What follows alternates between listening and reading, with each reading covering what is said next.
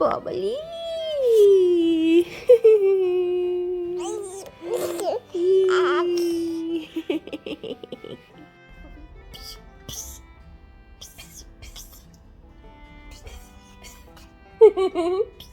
Hey guys, welcome back to our channel and welcome back to a new vlog.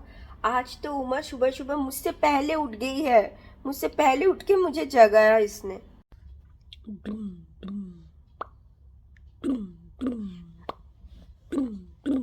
चलो चलो चलो चलो चलो क्लीन करते अभी सब कुछ। चलो चलो। प्रेगनेंसी का मोमेंट ना हर किसी के लिए बहुत ज़्यादा स्पेशल होता है, और अगर वो फर्स्ट प्रेगनेंसी हो तो और भी ज़्यादा स्पेशल होता है।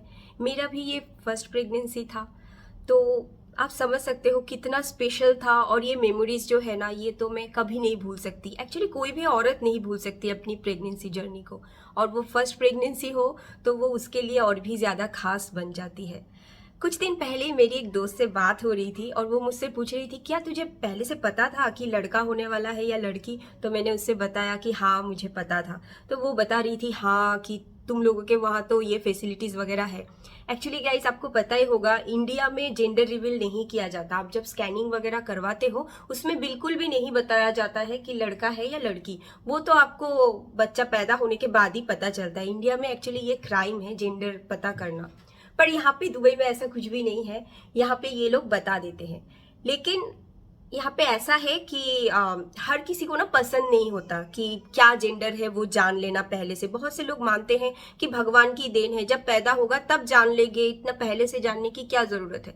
तो ये चीज ये लोग ख्याल रखते हैं, आपको ऐसे ही नहीं बता देंगे जेंडर। अगर आप जानना चाहते हो तभी बताएंगे। तो एक फॉर्म देते हैं वो लोग जहाँ पे आपको टिक करना रहता है कि आप जानना चाहते हो या नहीं। एंड स्कैनिंग के दौरान भी वो लोग पूछते हैं आपसे कि आप जानना चाहते हो क्या, तभी जाके वो लोग बताएंगे। और आपको पता ही होगा प्रेगनेंसी में 3 स्कैन बहुत ज़्यादा इंपॉर्टेंट होता है। एक तो फर्स्ट ट्राइमेस्टर में होता है जहाँ पे बच्चा एबनॉर्मल है या नहीं, मोस्टली ये देखा जाता है, तो उसमें नहीं बताते जेंडर। फिर सेकेंड ट्राइमेस्टर में एक होता है, थर्ड ट्राइमेस्टर में एक होता है।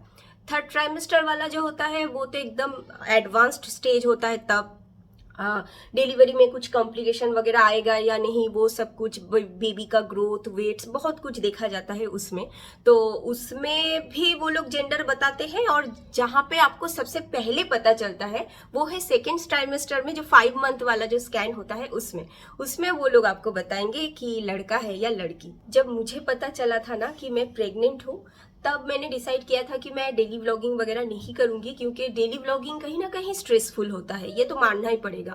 रोज रोज वीडियो बनाना और उसको एडिट करके एक टाइम में पोस्ट करना थोड़ा सा स्ट्रेसफुल तो होता है। और प्रेगनेंसी में मैं बिल्कुल भी स्ट्रेस लेना नहीं चाहती थी, तो प्रेगनेंसी के दौरान मैंने डेली व्लॉगिंग नहीं किया। लेकिन बीच बीच में व्लॉग्स में पोस्ट करती थी, कुछ कुछ दिन में व्लॉग्स बनाती थी, लेकिन उतना प्रेशर नहीं लेती थी कभी भी। फिर उमा होने के बाद भी देखो वो अभी आ गई है इधर। आज भी मम्मा है ना, आज भी तुम्हें खेलो। तो फिर जब उमा हुई, अभी उमा 1 साल की हो गई है। ये 1 साल के दौरान में भी मैंने उतना व्लॉगिंग नहीं किया। बीच बीच में थोड़ा थोड़ा मैं व्लॉग करती थी। और बहुत से स्पेशल ऐसे मोमेंट है जो मैंने व्लॉग्स में अभी तक शेयर भी नहीं किया। बहुत से चीज़ें मैंने कैप्चर की, प्रेगनेंसी की भी। फिर जब उमा छोटी थी तो उसमें भी, अभी भी वो छोटी है लेकिन जब और भी छोटी थी, तो उसका जो बहुत सारे मोमेंट्स है जो मैंने कैप्चर किया, लेकिन व्लॉग्स में शेयर नहीं किया। हो सकता है मैं आगे जाके व्लॉग्स में वो सब शेयर करूं। आज भी वैसा ही कुछ मेमोरीज है जो मैं शेयर करना चाहती हूँ। जो मेरा स्कैन हुआ था, जहाँ पे मुझे पता चला था कि बेटी होने वाली है, मैं और सौरभ बहुत ज्यादा खुश थे। क्योंकि ऐसा तो नहीं है कि हम लोग बेटा नहीं चाहते थे, बेटा होता वो भी ठीक है, पर हम दोनों ही चाहते थे, बहुत दिल से चाहते थे कि बेटी हो। और जब हमें पता चला कि बेटी होने वाली है, हम लोग इतना ज्यादा खुश थे कि हाँ, हमने जो चाहा था वो हो गया। फिर सौरभ केक लाया था और हम लोगों ने केक कटिंग करके सेलिब्रेशन वगैरह किया था। तो वो सारे क्लिप्स मेरे पास है जो कि मैं आज शेयर करूंगी, आप देखिए।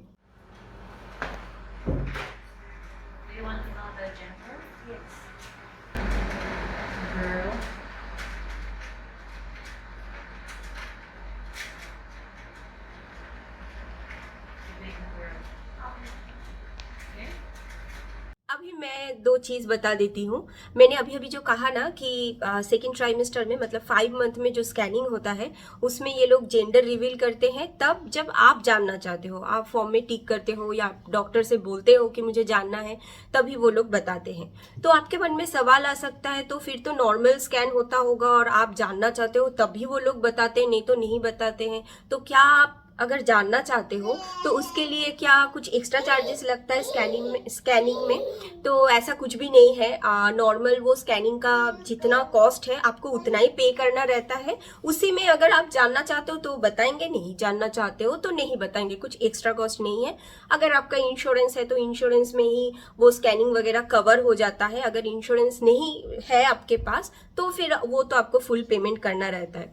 और एक आता है 3D स्कैन, जहाँ पे आपको बच्चे का फेस कैसा है, बच्चा देखने में कैसा है, थोड़ा थोड़ा पता चल जाता है। कुछ क्लियर पिक्चर नहीं आता है उसमें, आप थोड़ा बहुत अंदाजा लगा सकते हो कि बच्चा कैसा दिखता है। तो वो अगर किसी के इंश्योरेंस में कवर होता होगा तो शायद उसके लिए पे नहीं करना पड़ता, पर हमारा जो इंश्योरेंस था ना उसमें ऐसा 3D स्कैन वगैरह कुछ कवर नहीं था और एक्चुअली वो उतना रिक्वायर्ड भी नहीं होता। तो वो तो हमने नहीं करवाया था और हमें उसके कॉस्ट के बारे में भी नहीं पता। इनफैक्ट जो स्कैन मैंने करवाया उसका भी प्राइस मुझे नहीं पता, क्योंकि हम लोग का इंश्योरेंस था और इंश्योरेंस में ही सब कुछ कवर था। आज हम लोग गए थे अल्ट्रासाउंड के लिए और वहाँ पे हम लोगों को पता चल गया है जेंडर। वैसे हम लोग ना जेंडर रिवील नहीं कर रहे हैं अपने फैमिली के साथ, किसी को हमने बताया भी नहीं है कि हमें यहाँ पे ऑलरेडी पहले से पता चल जाता है लड़का है या लड़की।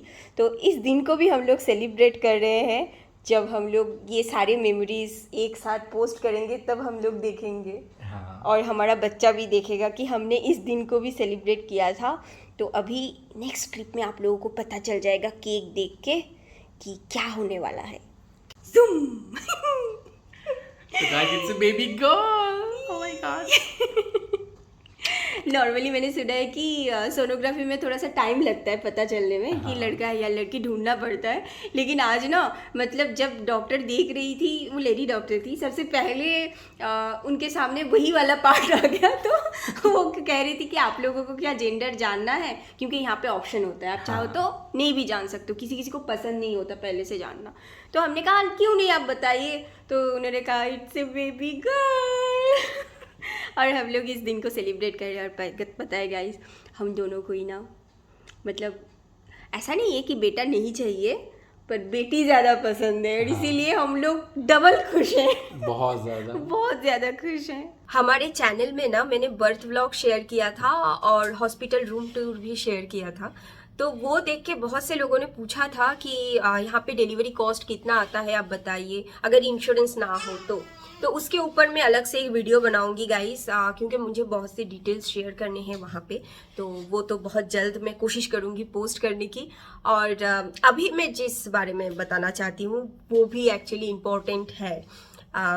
जब मैं प्रेग्नेंट थी और मेरा जो इंश्योरेंस था, मैंने किसी एक ब्लॉग में कहा भी था शायद, अभी मैं फिर से वो चीज़ को दोहराना चाहूँगी।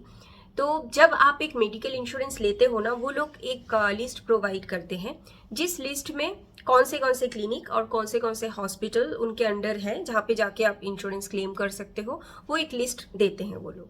तो वो लिस्ट हमने देखा, हमारे घर के आसपास कौन सा क्लिनिक है, वो कवर होता है या नहीं, वो देख के हमने इंश्योरेंस लिया था। अब इंश्योरेंस हमने ले लिया, पेमेंट सब कुछ हो गया। उसके कुछ महीने बाद मैं प्रेग्नेंट भी हो गई। फिर मेरा रेगुलर चेकअप वगैरह सब कुछ चल रहा है घर के पास वाले क्लिनिक में। अचानक से उन लोगों का पॉलिसी चेंज हो जाता है, कुछ क्लिनिक के साथ उन लोगों का टाई अप खत्म। अभी वो क्लिनिक उनके लिस्ट में और है नहीं, मतलब जहाँ पे मैं दिखा रही थी मेरे घर के पास, वो भी उनके लिस्ट से आउट हो गया। अब तो मतलब हम लोग पूरे शॉक्ड, ये क्या हो गया। हम लोगों ने उनसे कॉल किया, सौरभ उनसे कह डैडी ये तो हमारे साथ धोखा हो गया, हमने तो लिस्ट देख के लिया था ना, तो हमें वहाँ पे चाहिए था, इसीलिए हमने आपका इंश्योरेंस लिया, और अभी आप कह रहे हो कि ये नहीं मिलेगा, आप दूसरे क्लिनिक पे जाओ। ऐसा नहीं है कि क्लिनिक नहीं है, दूसरा क्लिनिक है, वहाँ पे जाना पड़ेगा। वो हमारे घर से दूर है, हमारे घर के आसपास जितने भी क्लिनिक है वहाँ पे कवर ही नहीं होता। फिर हमें कितने दूर जाना पड़ता था। फिर जिस क्लिनिक में मैं जाती थी, डॉक्टर बहुत अच्छी थी, पर वो ना थोड़ी पुराने ख्यालत की है। अभी क्या प्रॉब्लम था कि पहले जहाँ पे मैं जा रही थी वो लोग ना हमेशा स्कैन कर करके देखते थे, और थोड़ा मुझे बच्चे को भी दिखाते थे, और बच्चे को क्या ही दिखाएंगे, मैं कितनी और गई। मेरा जस्ट फर्स्ट ट्राइमेस्टर चल रहा था, फर्स्ट एक स्कैन हुआ था, तब तक के मैं मेरे घर के पास वाले क्लिनिक में जा रही थी, और तब मतलब वो बच्चे का शेप तक ठीक से पता नहीं चलता, बहुत छोटा सा होता है फिटस तब तक के यहाँ पे थी। फिर जब मैं वहाँ पे गई, मतलब मेरा मेजर पूरा मेरा प्रेगनेंसी, जिस क्लिनिक में मैं गई वो डॉक्टर पुराने ख्यालत की थी, तो वो ना स्कैनिंग करना पसंद नहीं करती थी। वो हमेशा बोलती थी इतना स्कैनिंग वैनिंग ये सब अच्छा नहीं होता, स्कैन नहीं करना चाहिए। जब स्कैनिंग का वक्त आएगा, जो मेन स्कैनिंग होता है, जिसमें से एक मेरा ऑलरेडी हो चुका था, तो बाकी का जो 2 स्कैन है उसमें सिर्फ स्कैन होगा, बाकी हम स्कैन वैन कुछ नहीं करेंगे, मैं तो हाथ से ही चेक करूंगी। डॉक्टर बहुत ही एक्सपीरियंस थी, वो ऐसे हाथ से पकड़ के ही बोल देती थी क्या है क्या नहीं है, सब कुछ उनको समझ में आ जाता था। लेकिन मैं तो बच्चे को देख नहीं पाती थी। पर नॉर्मली आजकल क्या होता है पता है, आजकल के क्लिनिक्स में नॉर्मली डॉक्टर स्कैन करते हैं, हमेशा जब भी आप जाते हो स्कैन करते हैं, आपको बच्चे को दिखाते हैं, फिर आपके साथ आपके हस्बैंड जाते हैं तो उनको भी दिखाते हैं। तो वो एक अलग एक्सपीरियंस होता है जो हमने टोटली मिस कर दिया, हमें वो एक्सपीरियंस मिला ही नहीं, क्योंकि हमारा इंश्योरेंस के वजह से क्लिनिक चेंज हो गया, और मैंने कहा ही कि वो डॉक्टर बिल्कुल पसंद नहीं करती थी वो सब, तो हमने तो वो मिस कर दिया। अभी आप समझ सकते हो स्कैनिंग, जब वो 5 मंथ वाला स्कैनिंग हो रहा है, मतलब इससे पहले तो मैंने बच्चे को ठीक से देखा ही नहीं, वो मेरे लिए कितना ज़्यादा स्पेशल था। और तब मुझे जेंडर भी पता चला, और हम लोगों ने बच्चे को देख के ना मेरी आंखों में आंसू आ गया। एक रिपोर्ट देते हैं वो लोग, यहाँ पे ना सीडी नहीं देते, आई थिंक इंडिया में सीडी मिलता होगा, यहाँ पे सीडी नहीं मिलता। यहाँ पे जैसे एक एक्सरे प्लेट होता है, बिल्कुल वैसे एक प्लेट टाइप का देते हैं जिसमें पिक्चर्स होते हैं अलग अलग, तो वो पिक्चर्स अभी भी मेरे पास है। उसी में मैं अपनी बच्ची का फेस देखती थी, और तभी मैंने सौरभ से कह दिया था वो फेस देख के ही कि मुझे लग रहा है इसका फेस ना, इसका शेप वगैरह देख के मुझे लग रहा है ये कुछ कुछ तुम्हारे जैसा है, ये मुझ पे तो नहीं गई है, ये तुम पे गई है। अभी भी वो सब मोमेंट्स मैं याद करती हूँ ना, तो मतलब सपने जैसा लगता है, मैजिकल लगता है कि अरे अभी तो मैं प्रेग्नेंट थी, और देखो अभी हमारा बच्चा आ गया, वो बड़ी हो रही है। अच्छा, अभी उमा भी आ गई है, उमा भी आ गई, उसको भी वीडियो में आना है ना। अभी तो उमा के बारे में ही बात हो रही थी, बोलो, है ना, मेरे बारे में ही तो बात हो रही थी। मैं आने से पहले से ही तुम लोग कितना एक्साइटेड थे, हाँ। आज की पूरा वीडियो का कंटेंट सब कुछ तो मेरे ऊपर ही है, तो मैं वीडियो में नहीं आऊंगी ये कैसे हो सकता है ना। हीरोइन तो मैं हूँ। सो गाइज, अब बताना आज का ये व्लॉग आपको कैसा लगा। अगर अच्छा लगा हो तो एक लाइक कर देना, अगर ज़्यादा अच्छा लगा हो तो अपने फ्रेंड्स और फैमिलीज के साथ ज़रूर शेयर करना।